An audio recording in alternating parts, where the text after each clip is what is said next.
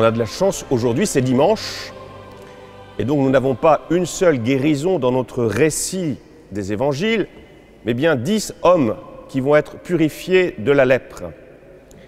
Alors ce qui est notable dans cette guérison, c'est que Jésus, aujourd'hui, procède un peu différemment.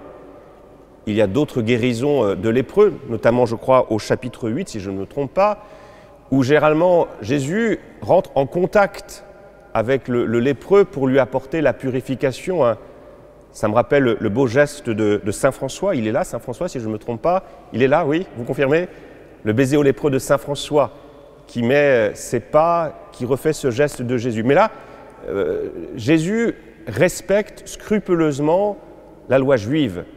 Il n'y a pas de rencontre, de contact avec le lépreux, les lépreux tout du moins. Vous connaissez tous la règle juive, je la rappelle si vous l'aviez oublié. Quand on a la lèpre, eh bien, il y a 2 rituels que le lépreux doit vivre. Le premier, c'est pour faire constater qu'il est lépreux. Et donc par ce rituel, une forme de funérailles en fait, qui exclut le lépreux de la communauté. Il ne doit avoir aucun contact avec les autres hommes. Il se promène avec sa clochette ou sa crécelle, et dès qu'il voit d'autres hommes s'approcher de lui, il crie « lépreux, lépreux, lépreux » pour que les gens restent à distance. C'est terrible, hein? C'est terrible. C'est vraiment une mort. Et donc là, nos lépreux restent à distance de Jésus, et Jésus leur parle en restant assez loin de ces 10 hommes. Donc ça, c'est le premier rituel, et il y a un deuxième rituel qui peut intervenir quand il y a guérison. Eh bien, le lépreux, désormais purifié, doit aller rencontrer les prêtres pour faire constater que la lèpre a disparu de son corps. Donc là, Jésus connaît parfaitement la loi juive, et qu'est-ce qu'il fait? Eh bien, il renvoie nos 10 hommes à la stricte application de la loi juive. Il dit, allez-y, allez vous présenter aux prêtres, et alors vous serez guéris. Alors la première chose, moi, que j'admire dans ces 10 hommes, c'est leur foi. C'est quand même, il faut avoir une foi extraordinaire, hein, parce que sur le moment, ils ne sont pas guéris. Mais Jésus leur dit, allez, mettez-vous en marche, mettez-vous en route pour aller rencontrer les prêtres. Et alors, qu'est-ce qui va se passer? Parce qu'ils ont eu confiance en cette parole de Jésus, eh bien, la purification va pouvoir intervenir. Et je crois que c'est vraiment quelque chose qui est valable pour nous. Avons-nous suffisamment de foi pour nous mettre en route, pour nous mettre en chemin? Mettons-nous à l'école de nos 10 lépreux. Maintenant, si on regarde nos 10 lépreux, le texte nous dit qu'il y en a 9 qui vont aller voir les prêtres et 1 qui a le réflexe de revenir. Alors si on regarde les 9 lépreux, qu'est-ce qu'ils doivent se dire? Fermons les yeux quelques instants, essayons d'imaginer quelles sont leurs pensées. Ils doivent se dire, on a vraiment une bonne idée d'aller voir ce Jésus, on nous en avait parlé comme un grand thaumaturge, un grand guérisseur, et on ne nous a pas trompés. Vous voyez, ils avancent parce que de fait, ils constatent quoi? Déjà, ils constatent qu'ils avancent beaucoup plus facilement, ils sentent que leur peau qui les tirait jusqu'à présent devient douce, une vraie peau de bébé, ils doivent se frotter les mains, les mettre sur leur visage et constater cette douceur. Donc ils disent, on a vraiment bien fait d'aller voir ce Jésus. Et donc ils vont mettre en application sa parole, ils vont aller voir les prêtres pour faire constater leur guérison, mais sans aller plus loin. Ils ne se poseront pas cette question de savoir, mais qui est donc ce Jésus? D'où lui vient cette capacité à opérer cette purification? Qu'est-ce que ça veut dire? Et donc, j'en suis sûr que nos lépreux, une fois qu'ils auront fait constater leur purification, qu'est-ce qu'ils vont faire? Ils vont retourner à leur vie d'avant, comme si de rien n'était. À l'inverse du 10e lépreux, lui, qui a le réflexe de revenir à Jésus pour dire merci, pour rendre grâce. Ce qui sépare ce lépreux des autres, je crois, c'est la gratitude, c'est l'action de grâce. Alors la question que je nous pose, avons-nous le réflexe de rendre grâce, de dire merci au Seigneur pour toutes les guérisons que nous avons reçues? À qui ressemblons-nous? Aux 9 lépreux d'un côté ou aux lépreux samaritains? Alors bien sûr, vous pourriez me dire, oui, mais pour les lépreux, c'était simple, parce qu'ils ont eu quand même une guérison exceptionnelle. Alors que nous, on n'a pas vécu cela. On n'a pas vu une action de Dieu aussi extraordinaire, aussi manifeste que celle de nos 10 hommes. En est-on si sûr? Moi, je médite souvent une remarque que faisait Ambroise Paré. Vous connaissez tous Ambroise Paré? C'est qui Ambroise Paré? C'est un grand chirurgien du XVIe siècle. Et il est notamment connu pour plein de choses, mais notamment pour une phrase. Ambroise Paré aimait à dire « je pense », donc ce n'est pas au sens du cogito cartésien, je pense donc je suis, non, c'est « je pense » au sens du pansement. Je soigne et Dieu guérit. Donc qu'est-ce que avait compris Ambroise Paré? C'est que très souvent, il devenait l'instrument par lequel Dieu passait pour opérer des guérisons. Et donc ça veut dire quoi? Ça veut dire que quand nous sommes guéris par les mains expertes d'un médecin, quand nous passons sur la table pour une opération, eh bien peut-être que Dieu est là aussi pour guider les mains de ce chirurgien, pour guider ce médecin qui nous ausculte et qui va nous donner le bon traitement. Moi je suis vraiment persuadé qu'encore aujourd'hui, le Seigneur opère beaucoup de guérisons, mais comme toujours, il préfère passer par des médiations humaines, par des causes secondes, par nous tout simplement. Et n'est-ce pas encore plus merveilleux finalement? Que Jésus fasse des choses extraordinaires, c'est normal, c'est comme le Fils de Dieu. Mais que nous, hommes, nous soyons capables d'être associés à l'action de Jésus, n'est-ce pas encore plus extraordinaire? Moi, quand je réalise que Jésus passe par moi maintenant pour vous parler, ça m'épate. Moi qui suis fragile, vraiment pas exceptionnel, eh bien Jésus daigne passer au travers de moi pour vous rejoindre, peut-être pour vous apporter la guérison. N'est-ce pas exceptionnel? Moi, ça m'étonne en tout cas. Moi, j'ai envie de dire merci Jésus de me faire confiance. Moi, je ne me fais pas confiance. Souvent, j'ai tendance à dire, ben voilà, un regard plutôt négatif. Eh bien, Jésus n'a pas ce regard négatif sur nous. Il veut passer par nous. Et pour moi, c'est encore plus merveilleux que tous ces miracles exceptionnels. Ne cherchons pas l'exceptionnel. Dieu préfère l'ordinaire. Parce que si on met Dieu dans l'extraordinaire, on ne le verra pas souvent. On le verra pas souvent. Alors que si on le voit dans l'ordinaire, si on voit que Dieu passe par nous, eh bien, on sera vraiment dans l'action de grâce. Et puis je crois que si on va encore un peu plus loin dans notre étonnement, il y a un autre miracle, encore plus exceptionnel que la guérison, que nous sommes précisément en train de vivre. La question que je vais vous poser, c'est qu'est-ce qu'il y a de plus exceptionnel? Qu'est-ce qui mérite le plus d'éloges? L'ingénieur qui a conçu un moteur ou un mécanicien qui le répare? Qu'est-ce qui est le plus important? Qu'est-ce qui demande le plus de compétences et qui est source d'une plus grande admiration? C'est l'ingénieur ou le mécanicien? C'est l'ingénieur. Eh bien, peut-être que notre lépreux nous invite aussi à mesurer qu'il y a quelque chose de plus exceptionnel que la guérison. C'est quoi? C'est que le fait qu'on existe, qu'on soit là, que Dieu nous a créés et qu'actuellement, il est en train de me maintenir dans l'être. Si je suis capable de vous parler, c'est parce que Dieu me donne la vie. Il me donne cet air qui me permet de respirer. Là.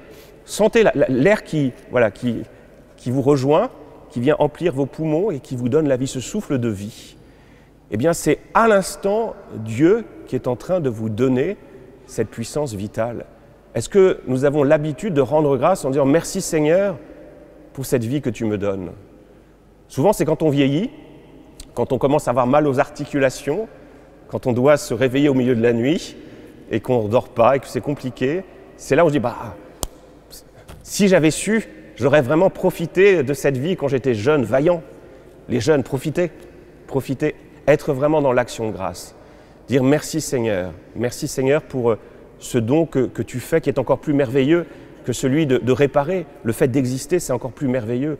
Donc goûtez à cette action de grâce. Et je crois que, pour conclure, quand on est dans cette démarche d'action de grâce, eh bien plus on rend grâce, plus on a des occasions de rendre grâce. Je vais vous laisser avec deux petits témoignages. Le premier, je l'emprunte à Claire de Castelbajac. Vous connaissez tous Claire de Castelbajac, je l'espère. Si vous ne la connaissez pas, je vous invite à la découvrir. C'est une jeune femme qui est partie très jeune, malheureusement, qui a eu une vie finalement assez ordinaire, même si elle était issue d'un milieu très favorisé, mais il n'y a pas eu de choses exceptionnelles. Et son charisme, c'est quoi? C'était la joie. Voilà, la joie. Et donc, comme je disais, il y a un procès en béatification. Son corps, désormais, repose à l'abbaye de Boulor. C'est une abbaye cistercienne. Et depuis qu'elles ont accueilli le corps de Claire de Castelbajac, les sœurs de Boulor ne savent plus où mettre les vocations. Il y a tellement de jeunes femmes qui rentrent, et je crois qu'elle vient de recréer un nouveau monastère. Voilà, donc Claire de Castelbajac, une jeune femme qui sera certainement bientôt bienheureuse, écrit. Elle n'a que 9 ans. C'est une petite fille. Donc elle a passé des super vacances chez ses cousins et elle a envie de rendre grâce pour tout. et notamment pour sa maman. Voilà ce qu'elle écrit. Donc elle a acheté une belle carte postale, elle prend son stylo, représentez-vous la scène, et elle essaye d'écrire ce qu'elle a sur le cœur. Alors c'est très enfantin, hein. C'est pas de la haute spéculation, mais néanmoins, derrière cela, il y a quelque chose de très profond. Ma bien chère maman chérie, je vous remercie, 1, d'avoir permis à votre petite fille Claire de jouer dans la neige, pris 10 baisers, de me donner à manger et de beaux habits, pris 20 baisers, de me faire 1000 tendresses le matin en m'éveillant et le soir en me couchant, pris 50 baisers, de m'avoir fait chrétien et enfant de Dieu par le baptême. Ça, c'est vraiment très précieux, 1000 baisers, soit au total 1080 baisers plus 9999 tendresses, soit au total 11 079 tendresses. Alors c'est très enfantin, hein, mais essayons de nous représenter la petite Claire avec sa carte postale, une belle vue de Cancale, on transpose, et voilà, elle essaye de se souvenir de tous ces beaux moments, de toutes ces occasions de rendre grâce pour sa maman. Et quand on se souvient d'un moment joyeux, qu'est-ce qui se passe? Eh bien, on revit ce moment joyeux. Vous voyez, pensez à un beau moment que vous avez vécu, et le fait de revenir par la mémoire à ce que nous avons vécu, eh bien, de nouveau, le sourire se dessine sur nos lèvres, on est heureux. Et puis, elle réfléchit, elle regarde, qu'est-ce que je vais pouvoir dire à maman pour la remercier de ce qu'elle m'a fait? Et plus elle cherche, plus elle trouve. Et elle découvre des occasions de rendre grâce qu'elle n'avait pas vues quand elle les a vécues, parce qu'elle était dans le feu de l'action. Peut-être que quand elle jouait dans la neige, elle ne s'en rendait pas compte. On transpose, hein, quand elle était en train de se baigner au Guesclin ou à Port-Mer ou je ne sais où, voilà, elle ne mesurait pas la joie qui était la sienne. Vraiment, quand on est dans cette démarche d'action de grâce, déjà on revit tous ces moments de joie et on en découvre de nouveaux. Vous voyez, cette joie qui vient dilater notre cœur. Plus je suis joyeux, plus je suis joyeux. Il y a un cercle vertueux qui se met en place. Et puis, qui dit don, qui dit cadeau, moi là je suis en train de me représenter un enfant qui est en train de déchirer le papier cadeau qui entoure son cadeau et la joie qui se dessine sur son visage. Ah, chouette, extraordinaire. Voilà, quand on rentre dans cette démarche de la gratitude du donateur, on cesse d'être dans la logique du dû. On est dans une société où tout semble normal. Et donc on revendique. Donc on n'est pas joyeux parce que c'est normal, c'est dû. Si je ne l'ai pas, je râle. Donc on passe notre temps à râler. Donc sortir de cette logique du dû à la logique du don. Et qui dit don, dit quoi? Dit donateur en fait. Vraiment apprendre à rendre grâce au Seigneur pour tous les dons qu'il nous fait. Je redis, hein, le fait d'être ici, le fait d'habiter à Cancale, ou de passer un week-end à Cancale, c'est quand même merveilleux. Regardez ce beau soleil. Peut-être la belle balade que vous allez faire cet après-midi, les dernières baignades que vous allez déguster, le bon repas qui vous attend après la messe. Apprendre à dire merci. Et plus je dis merci, comme je le disais, plus j'ai des occasions de rendre grâce. Et c'est ce que Sainte Thérèse avait bien compris, ça sera ma conclusion. Voilà ce qu'écrivait la petite Thérèse. Ce qui attire le plus les grâces du bon Dieu, c'est la reconnaissance. Car si nous le remercions d'un bienfait, il est touché et s'empresse de nous en faire 10 autres. Et si nous le remercions encore avec la même effusion, quelle multiplication incalculable de grâces. J'en ai fait l'expérience, essayez et vous verrez. Donc on va tester votre culture mathématique. Ça fait combien d'occasions de rendre grâce? 10 fois 10, ça fait 100. Vous voyez, je rends grâce et j'ai des occasions nouvelles de rendre grâce. Et on en a un témoignage dans notre page d'Évangile, avec notre Samaritain. La première grâce qu'il a reçue, c'est quoi? C'est la guérison physique. Alors il revient à Jésus, et si on suit la petite Thérèse, il doit avoir combien de grâces en plus? 10 nouvelles. Eh bien, quelle est cette nouvelle grâce encore plus importante que celle de la guérison physique qu'il reçoit en revenant à Jésus? Lisez la dernière phrase de l'Évangile, c'est quoi?